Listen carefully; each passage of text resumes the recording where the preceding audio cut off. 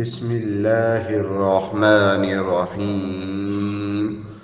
الحمد لله الذي أنزل على عبده الكتاب ولم يجعل له عوجا قيما لينذر بأسا شديدا من لدنه ويبشر المؤمنين الذين يعملون الصالحات أن لهم أجرا حسنا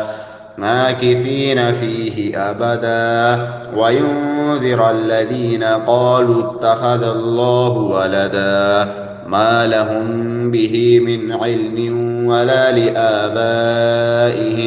كبرت كلمة تخرج من أفواههم إن يقولون إلا كذبا فلعلك باخع نفسك على آثارهم إن لم يؤمنوا بهذا الحديث أسفا إنا جعلنا ما على الأرض زينة لها لنبلوهم أيهم أحسن عملا وإنا لجاعلون ما عليها صعيدا جرزا أم حسبت أن أصحاب الكهف والرقيم كانوا من آياتنا عجبا إذ أوى الفتية إلى الكهف فقالوا ربنا آتنا من لدنك رحمة وهيئ لنا من أمرنا رشدا فضربنا على آذانهم في الكهف سنين عددا ثم بعثناهم لنعلم أي الحزبين أحصى لما لبثوا أمدا نحن نقص عليك نبأهم بالحق إنهم فتية آمنوا بربهم وزدناهم هدى وربطنا على قلوبهم إذ قاموا فقالوا ربنا رب السماوات والأرض لن ندعو من دونه إلها لقد قلنا إذا شططا هؤلاء قوم اتخذوا من دونه آلهة لولا يأتونا عليهم بسلطان بين فمن أظلم ممن افترى على الله كذبا وإذ اعتزلتموهم وما يعبدون إلا الله فأووا إلى الكهف ينشر لكم ربكم من رحمته ويهيئ لكم من أمركم مرفقا وترى الشمس إذا طلعت تزاور عن كهفهم ذات اليمين وإذا غربت تقرضهم ذات الشمال وهم في فجوة منه ذلك من آيات الله من يهد الله فهو المهتد ومن يضلل فلا تجد له وليا مرشدا وتحسبهم أيقاظا وهم رقود ونقلبهم ذات اليمين وذات الشمال وكلبهم باسط ذراعيه بالوصيد لو اطلعت عليهم لوليت منهم فرارا ولملئت منهم رعبا وكذلك بعثناهم ليتساءلوا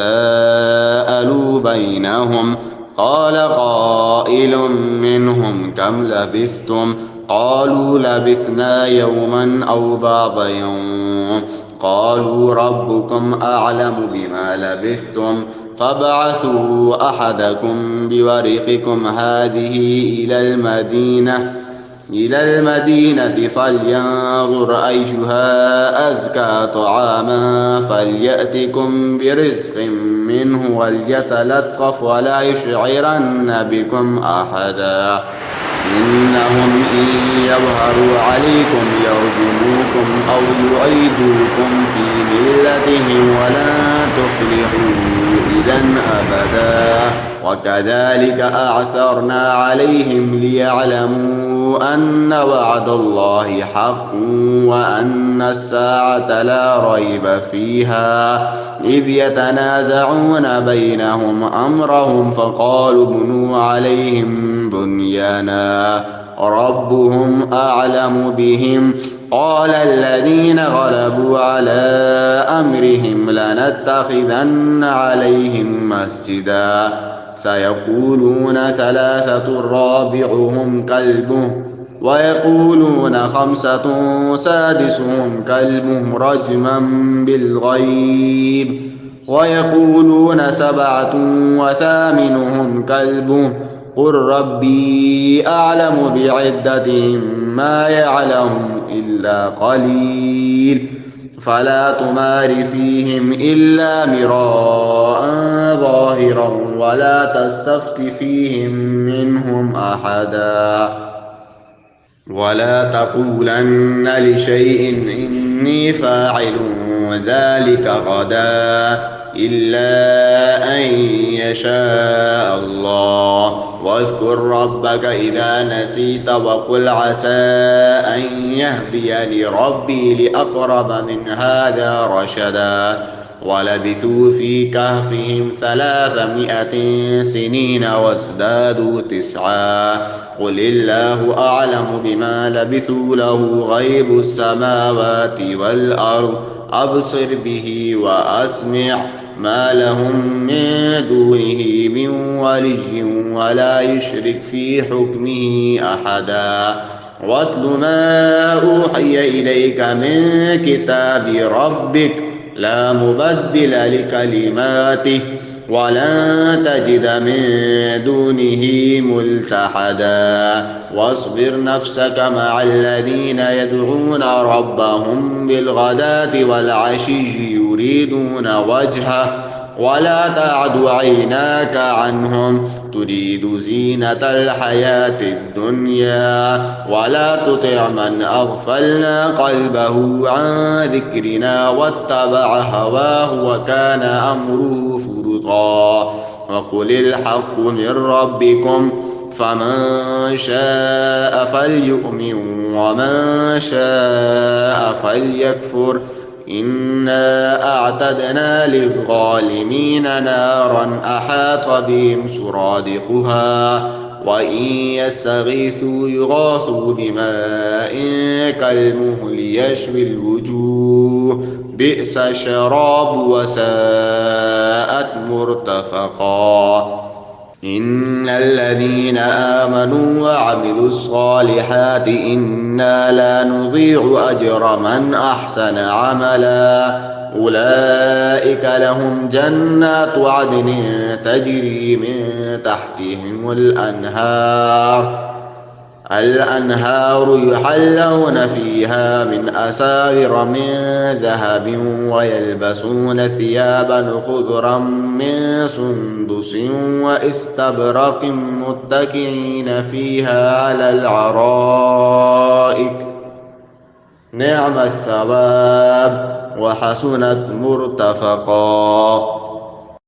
واضرب لهم مثل الرجلين جعلنا لأحدهما جنتين من أعناب وحففناهما بنخل وجعلنا بينهما زرعا كلتا الجنتين آتت أكلها ولم تظلم منه شيئا وفجرنا خلالهما نهرا وكان له ثمر فقال لصاحبه وهو يحاوره أنا أكثر منك مالا وأعز نفرا ودخل جنته وهو ظالم لنفسه قال ما أظن أن تبيد هذه أبدا وما أظن الساعة قائمة ولئن رددت إلى ربي لأجدن خيرا منها منقلبا قال له صاحبه وهو يحاوره أكفرت بالذي خلقك من تراب ثم من نطفة ثم سواك رجلا لكن هو الله ربي ولا أشرك بربي أحدا ولولا إذ دخلت جنتك قلت ما شاء الله لا قوة إلا بالله إن ترني أنا أقل منك مالا وولدا فعسى ربي أن يؤتيني خيرا من جنتك ويرسل عليها حسبانا من السماء فتصبح صعيدا زلقا أو يصبح ماؤها غورا فلن تستطيع له طلبا وأحيط بثمره فأصبح يقلب كفيه على ما أنفق فيها وهي خاوية على عروشها ويقول يا ليتني لم أشرك بربي أحدا ولم تكن له فئة ينصرونه من دون الله وما كان منتصرا هنالك الولاية لله الحق هو خير ثوابا وخير عقبا واضرب لهم مثل الحياة الدنيا كماء أنزلناه من السماء فاختلط به نبات الأرض فأصبح حشيما تذروه الرياح وكان الله على كل شيء مقتدرا المال والبنون زينة الحياة الدنيا والباقيات الصالحات خير عند ربك ثوابا وخير أملا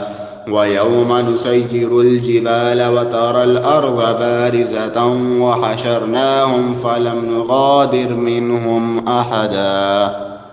وعرضوا على ربك صفا لقد جئتمونا كما خلقناكم أول مرة بل زعمتم أن لن نجعل لكم موعدا ووضع الكتاب فترى المجرمين مشفقين مما فيه ويقولون يا ويلتنا ما لهذا الكتاب لا يغادر صغيرة ولا كبيرة إلا أحصاها ووجدوا ما عملوا حاضرا ولا يظلم ربك أحدا وإذ قلنا للملائكة اسجدوا لآدم فسجدوا إلا إبليس كان من الجن ففسق عن أمر ربه أفتتخذونه وذريته أولياء من دوني وهم لكم عدو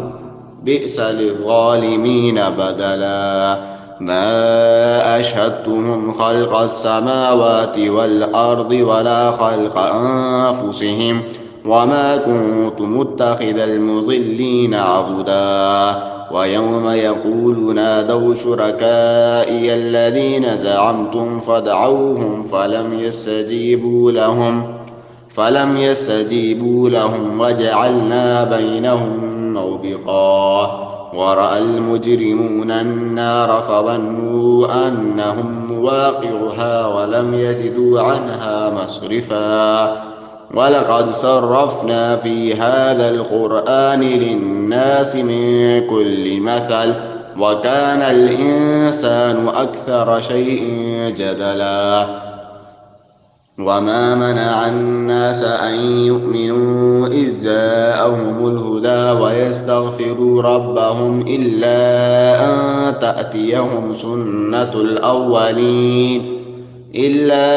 أن تأتيهم سنة الأولين أو يأتيهم العذاب قبلا وما نرسل المرسلين إلا مبشرين ومنذرين ويجادل الذين كفروا بالباطل ليدحضوا به الحق واتخذوا آياتي وما أنذروا هزوا ومن أظلم ممن ذكر بآيات ربه فأعرض عنها ونسي ما قدمت يداه إنا جعلنا على قلوبهم أكنة أن يفقهوا وفي آذانهم وقرا وإن تدعوهم إلى الهدى فلن يهتدوا إذا أبدا. وربك الغفور ذو الرحمة لو يؤاخذهم بما كسبوا لعجل لهم العذاب بل لهم موعد لن يجدوا من دونه موئدا. وتلك القرى أهلكناهم لما ظلموا وجعلنا لمهلكهم موعدا. وإذ قال موسى لفتاه لا أبرح حتى أبلغ مجمع البحرين أو أمضي حقبا فلما بلغا مجمع بينهما نسيا حوتهما فاتخذ سبيله في البحر سربا فلما جاوزا قال لفتاه آتنا غداءنا لقد لقينا من سفرنا هذا نصبا. قال أرأيت إذ أوينا إلى الصخرة فإني نسيت الحوت وما أنسانيه إلا الشيطان أن أذكره واتخذ سبيله في البحر عجبا. قال ذلك ما كنا نبغي فارتد على آثارهما قصصا فوجد عبدا من عبادنا آتيناه رحمة من عندنا وعلمناه من لدنا علما. قال له موسى هل أتبعك على أن تعلمني مما علمت رشدا قال إنك لن تستطيع معي صبرا وكيف تصبر ما لم تحط به خبرا. قال ستجدني إن شاء الله صابرا ولا أعصي لك أمرا. قال فإن اتبعتني فلا تسألني عن شيء حتى أحدث لك منه ذكرا. فانطلقا حتى إذا ركبا في السفينة خرقها قال أخرقتها لتغرق أهلها لقد جئت شيئا إمرا. قال ألم أقل إنك لن تستطيع معي صبرا. قال لا تؤاخذني بما نسيت ولا ترهقني من أمري عسرا. فانطلقا حتى إذا لقيا غلاما فقتله قال أقتلت نفسا زكية بغير نفس لقد جئت شيئا نكرا. قال ألم أقل لك إنك لن تستطيع معي صبرا. قال إن سألتك عن شيء بعدها فلا تصاحبني قد بلغت من لدني عذرا. فانطلقا حتى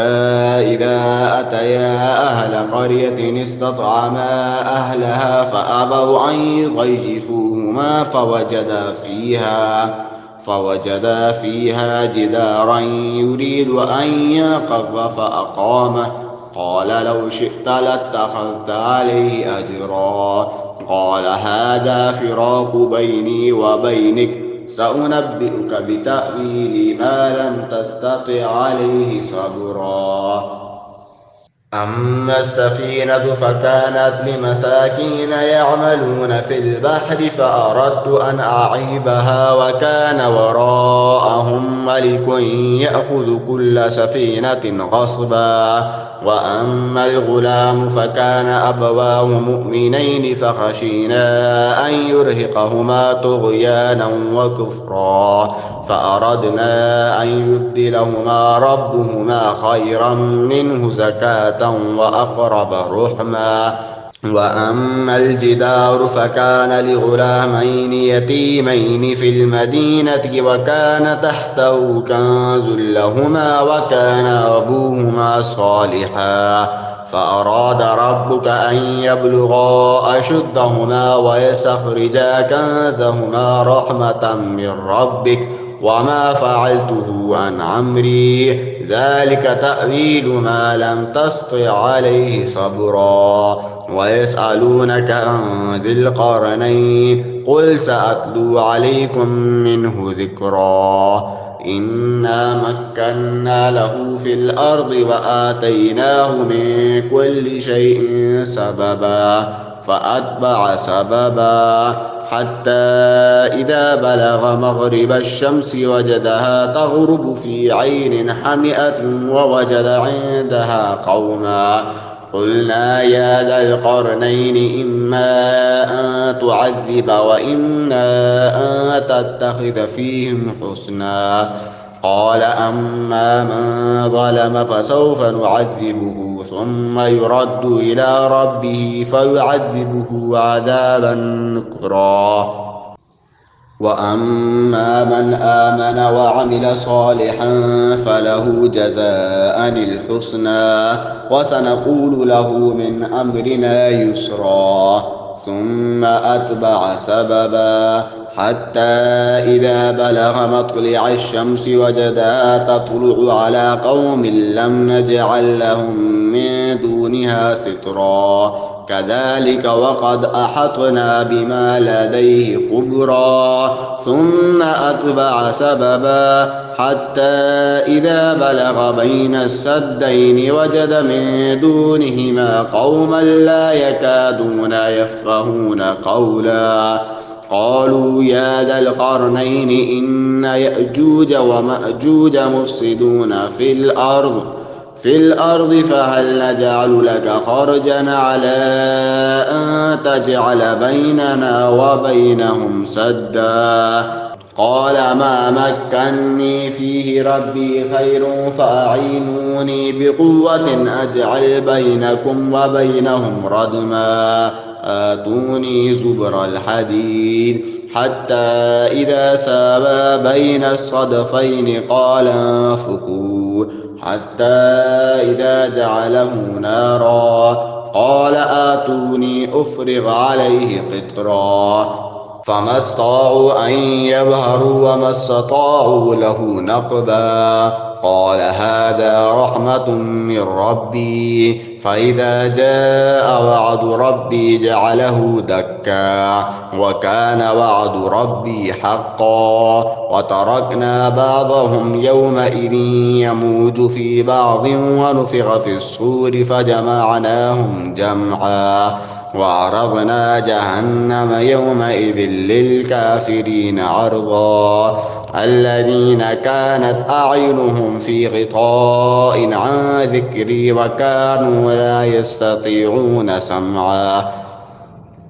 أفحسب الذين كفروا أن يتخذوا عبادي من دوني أولياء إنا أعتدنا جهنم للكافرين نزلا قل هل ننبئكم بالأخسرين أعمالا الذين ضل سعيهم في الحياة الدنيا وهم يحسبون أنهم يحسنون صنعا أولئك الذين كفروا بآيات ربهم ولقائه فحبطت أعمالهم فلا نقيم لهم يوم القيامة وزنا ذلك جزاؤهم جهنم بما كفروا واتخذوا آياتي ورسلي هزوا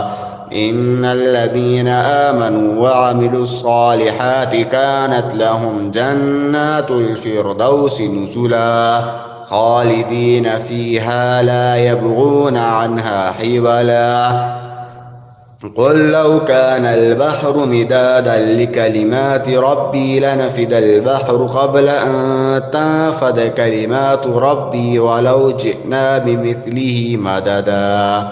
قل إنما أنا بشر مثلكم يوحى إلي أنما إلهكم إله واحد فمن كان يرجو لقاء ربه فليعمل عملا